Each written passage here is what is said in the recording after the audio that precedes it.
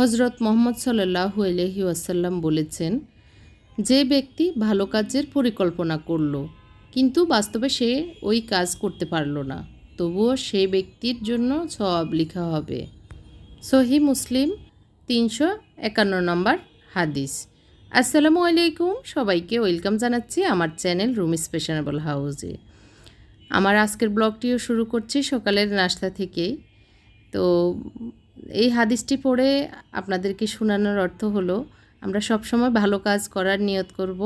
আল্লাহ পাক আমাদের এই ভালো নিয়তটাকেও, কিন্তু ভালো কাজ করতে না পারি নিয়তটাকেও আল্লাহ কবুল করবেন এবং সেই মতো সওয়াব দান করবেন।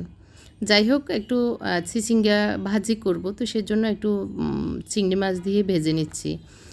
আপনারা অনেকেই জানেন, আমরা ডাক্তার জাহাঙ্গীর কবির স্যারের ওখানে গিয়েছি। তো ওনার পরামর্শ মতো এখন চলার চেষ্টা করছি, বাকিটা সময়ে বলবে, পরিস্থিতি বলবে আর কি। চেষ্টা করছি এখন। কতদিন বাস্তবায়ন হবে বা কতদিন এই ডায়েট চার্ট মেনে চলতে পারবো আল্লাহই ভালো জানে। তো সেই মতো সকালের নাস্তা শুরু করলাম, নাস্তা বানানো।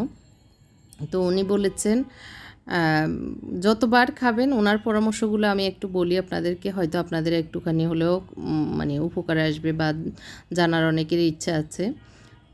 যতবার খিদা লাগবে ততবারই খাবেন। কোনো খাবারে কোনো বাধা নেই বা টাইম টেবিল নেই, তো এটা একটা ভালো কথা। তবে সেটা হতে হবে শাক সবজি, তারপরে ওনার যে খাবারগুলো দেওয়া হয়েছে সেগুলি, উনি একটা বই দিয়েছেন, সেটা আমি আস্তে আস্তে ধীরে ধীরে অন্যান্য ব্লগে শেয়ার করব। তো সেই বইতে আসলে বিভিন্ন ডায়েট চার্ট দেওয়া আছে, তারপরে রেসিপি দেওয়া আছে, তারপর আমাদেরকে যে ডায়েটটা দেওয়া হয়েছে সেটা উল্লেখ করা আছে। তো সব মিলিয়ে আমি আস্তে আস্তে পরবর্তীতে শেয়ার করব।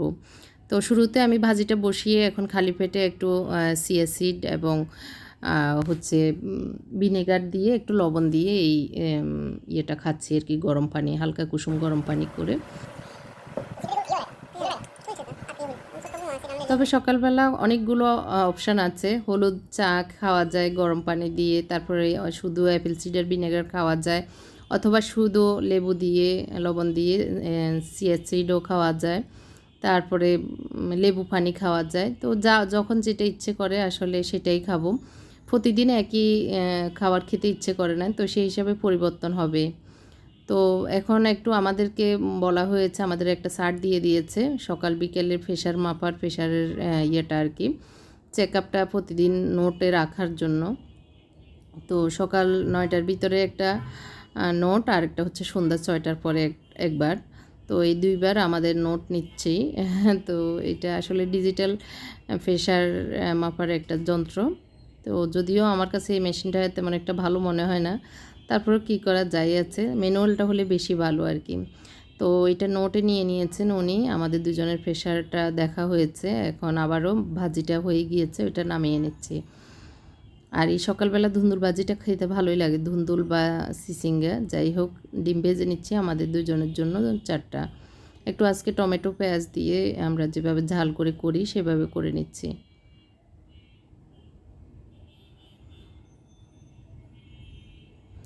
ডিম আসলে যত ইচ্ছা খাওয়া যায়, 3-4টা 5টা পর্যন্ত। তো আসলে এতগুলো তো খাওয়া হয় না, খেতে ইচ্ছেও করে না। তো সকালবেলা 1-2টা খেলে ভালোই লাগে, বা খেতে হয়, না হয় শুধু সবজি খেতে ইচ্ছে করে না, এই আর কি। তো আমি একটু ঘি দিয়ে ভেজে নিচ্ছি।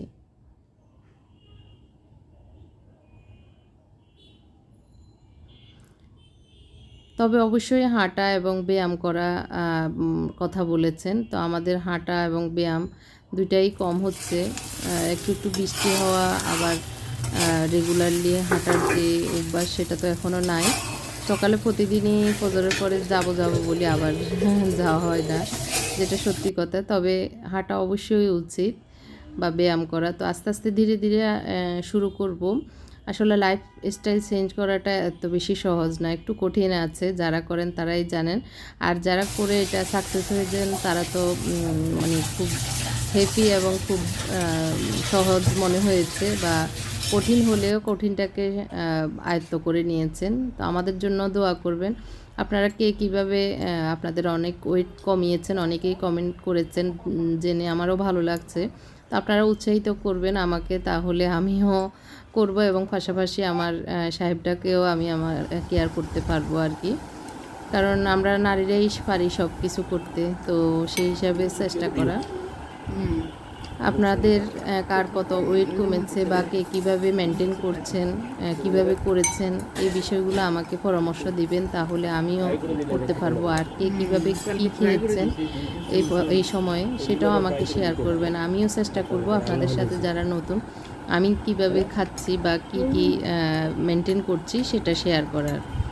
তবে একবার ভেবেছি জিমে ভর্তি হব, আমাদের পাশেই জিম আছে বাসার কাছাকাছি, কিন্তু সাহেব নিষেধ করতেছে, বলল যে না, জিমে যাওয়া যাবে না, দরকার হলে যখন দরকার হবে, যখন আমরা পারবো অবশ্যই হাঁটার চেষ্টা করব। তো যাই হোক, নাস্তাটা খেয়ে নিয়েছি। এখন একটু এই যে টক আমড়াকে আমি এভাবে করে নিচ্ছি, না হয় দাঁতে লাগে, খুব টক হয়ে যায়, দাঁত খুব মানে চুকা হয়ে যায়। তো এই জন্য এভাবে করে নিলে খেতে ভালো লাগে, আর উনিও একটু খেতে পারেন আর কি। তো যাই হোক, টক দেখে এখনই মুখে পানি চলে আসতেছে, এই আর কি। একটু লবণ দিয়ে আমি মেখে নিচ্ছি, আর লবণটা একটু পিঙ্ক সল্ট ইউজ করলেই ভালো, তো সেই পিঙ্ক সল্টটাই ইউজ করছি আর কি। তো এখন অনেকগুলো খাওয়ার পরে ওষুধ খাওয়া হচ্ছে, উনি আমাকে বেছে বেছে দিচ্ছে, ওনারগুলো উনি খেয়ে নিচ্ছে। তো ওষুধের ব্যাপারে আমি অনেক গাফেল, উনি আমাকে খাওয়ান এবং নিজেও চেষ্টা করেন টাইম মেনটেন করার। এখন চলে এসেছি খাওয়া দাওয়া খেয়ে, উনি চলে গেছে অফিসে, ওনার তাড়া ছিল, আর আমি চলে এসেছি আমার ঘর গুছানোতে। ঘর দুয়ার গুছিয়ে দিচ্ছি, আর আমার মদিনা চলে এসেছে, ও ঘরটা ঝাড়ু দিয়ে ঘর মুছবে, দোয়া পাটলাগুলো করবে, এর ভিতরে আমি রান্নাবান্না শেষ করে নিব, তো ওর কাজও করতে সুবিধা হবে। আমার রুমটা গুছিয়ে নিয়েছি, এখন আমার বড় ছেলের রুমটাও গুছাতে যাব আর কি। আজকে এই বেডশিটটা চেঞ্জ করে এটা বিছিয়েছি, মানে আগে হলুদটা ছিল, তো বেডশিটটা চেঞ্জ করলাম। আর এই তো আমার বড় ছেলের রুমটা একটু ঝাড়া টাড়া দিয়ে দিচ্ছি।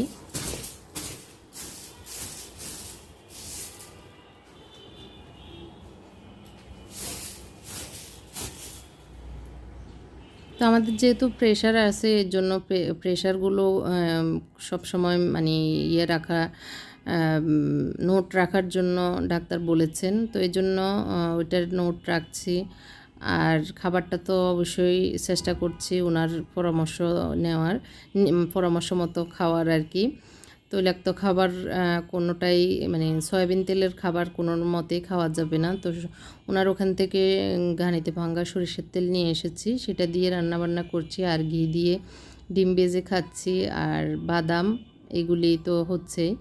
তো যখন আসলে সারাদিনের যে খাবারগুলি সেগুলি দেখাতে গেলে অনেক লং হয়ে যায়, তো আমি তারপরে একদিন পুরো সারাদিনের কী কী খাবার, শুধু খাবারের চার্টটা দিয়ে দিব, তাহলে আপনাদের দেখতে সুবিধা হবে। আর আপনারা চাইলে আমার সাথে আসলে শুরু করতে পারেন, ডায়েট মেনু মেনটেন করে একটু স্বাস্থ্য কমানো বা হেলদি থাকার আর কি। লাইফস্টাইল চেঞ্জ করলে আমরা সুস্থও থাকতে পারবো, আবার স্বাস্থ্যটা যাদের একটু বেশি বা কম থাকলেও আসলে এটা মেনটেন করলে স্বাস্থ্যের জন্য অনেক ভালো। এখানে আমি বড় পাতিলে লাউ বসিয়ে দিয়েছি, তো একটু তেল কম দিয়েছি, পরে মনে বুঝতেছে না, আবারও একটু তেল দিয়েছি, আর দিয়েছি পেঁয়াজ, রসুন, কাঁচামরিচ, সব কিছু দিয়ে একটু চিংড়ি মাছগুলো দিয়ে দিয়েছি, দিয়ে এখন লবণ আর একটু সামান্য হলুদ দিয়ে দিব, গুঁড়ো মরিচ তো দিব না। তো লাউ রান্নাটা একটু সাদা সাদা হলেই ভালো লাগে, বেশি হলুদ দিয়ে একদম কড়া কালার করলে খেতে ভালো লাগে না, দেখতেও ভালো লাগে না। মাছগুলোকে একটু নেড়েচেড়ে ভেজে পানি দিয়ে একটু কষিয়ে নিচ্ছি। এদিক দিয়ে আমি একটা পাতিলে পানি বসিয়ে দিয়েছি, একটু ফুটে উঠলেই কলিজা রান্না করব। তো একটু ভাপ দিয়ে পানি ফেলে দিব আর কি, এর জন্য। আর চিংড়ি মাছগুলো ভালো করে কষানো হওয়ার পরে এখন লাউগুলো দিয়ে দিচ্ছি। উনি গত রাতে অনেকগুলো সবজি নিয়ে এসেছে, সবজিগুলো এখন একটু একটু করে খাওয়া হয় আর কি। তো লাউটা আগে খেয়ে নিচ্ছি, না হয় এটা পরে শক্ত হয়ে যাবে বা খেতেও ভালো লাগবে না, এর জন্য। এর ভিতরে পানিটা ফুটে উঠেছে, আমি এখন কলিজাগুলো দিয়ে দিচ্ছি।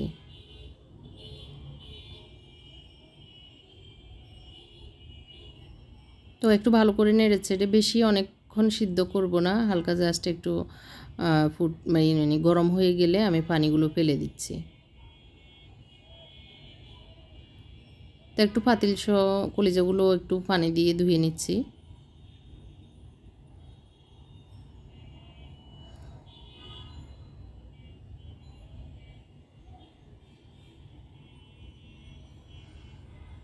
তো এগুলো পানি জড়ুক, এর ভিতরে আমি মশলাগুলি কষিয়ে নিই। তো সেম পাতিলটা বসিয়ে দিয়েছি, আর পাতিল শুকিয়ে যাওয়ার পরে সরিষার তেল দিয়ে দিচ্ছি। এখন দিয়ে দিচ্ছি পেঁয়াজ, দিয়ে দিচ্ছি রসুন, এগুলো ভালো করে ভেজে নিচ্ছি।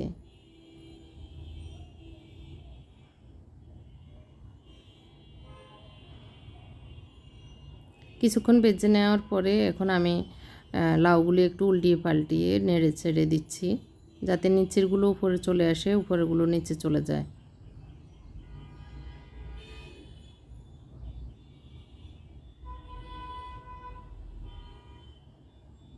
এখন একটু আদা দিয়ে দিচ্ছি লবণ,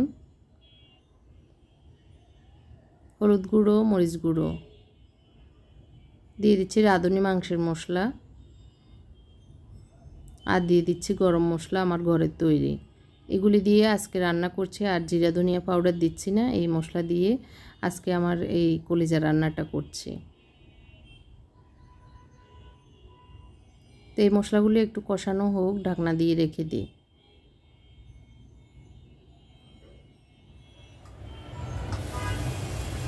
এর ভিতরে মশলাগুলো কষানো হয়ে গিয়েছে, এখন আমি কলিজাগুলো ঢেলে দিচ্ছি।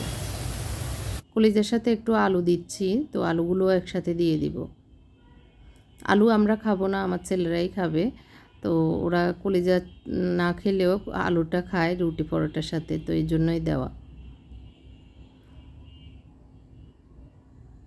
তো আলু, রুটি, তারপরে আটার জাতীয় যত খাবার, ডাল জাতীয় যত খাবার, তারপরে ভাত, এইগুলি অবশ্যই খেতে নিষেধ করেছেন। নুডলস, তারপরে মানে গুঁড়িতে করা আর কি, আটা দিয়ে করা যত আইটেম আছে সবই খাওয়া নিষেধ, মিষ্টি জাতীয় খাবার নিষেধ। তো আসলে মানুষ অভ্যাসের দাস, চেষ্টা করলে সবই সম্ভব। মানে যখন চেষ্টা থাকে না তখন ঠিকই অনেক খাওয়া হয়ে যায়, আর চেষ্টা করলে কিছুই খাওয়া হয় না, এটাই কথা। তো এদিক দিয়ে টুকটাক দোয়া পাটাগুলো করে নিচ্ছি, পানি ফুরিয়ে নিচ্ছি, যে যে কাজগুলো চুলার আশপাশে আছে সেগুলি করে নিচ্ছি।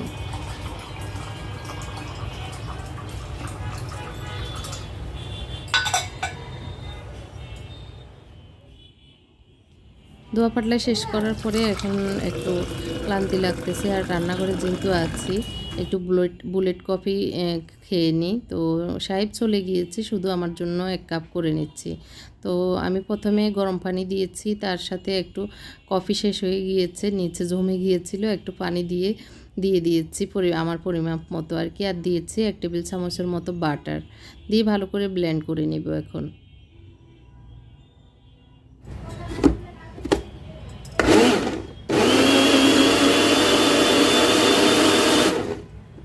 তো এই তো আমার বুলেট কফি রেডি।